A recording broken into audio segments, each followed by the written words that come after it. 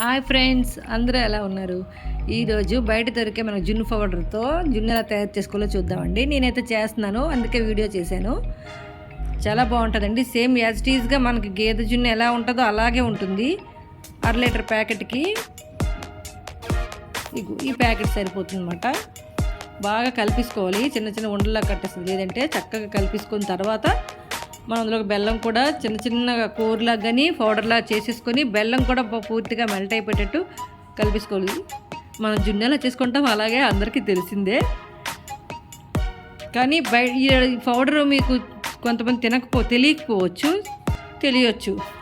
అది అందుకని పెట్టానండి. యాలకుల పౌడర్ కూడా చేసేసుకున్నాను. యాలకులు మిరియాలు కూడా పౌడర్ చేసేసుకున్నాను. మనం కుక్కర్లో పెట్టేసుకోవచ్చు, లేకపోతే ఇడ్లీ పాత్రలో కూడా పెట్టేసుకోవచ్చు. ఇడ్లీ పాత్ర అయితే 20 మినిట్స్ అండి. నేను ఇడ్లీ పాత్రలోనే పెట్టాను, 20 మినిట్స్లో అయిపోయింది. చక్కగా చాలా బాగుంటుందండి. సేమ్ మనకి మామూలు జున్ను ఎలా ఉంటుందో అలాగే ఉంటుంది. ఈజీగా అయిపోతుంది ఫ్రెండ్స్, ట్రై చేయండి మీరు కూడా. ఇవన్నీ మిరియాల పౌడర్ వేసేసుకున్నాను, ఇడ్లీ పాత్రలో పెట్టేసుకున్నాను. చూసారా ఎలా వచ్చిందో? సూపర్. Okay, bye friends.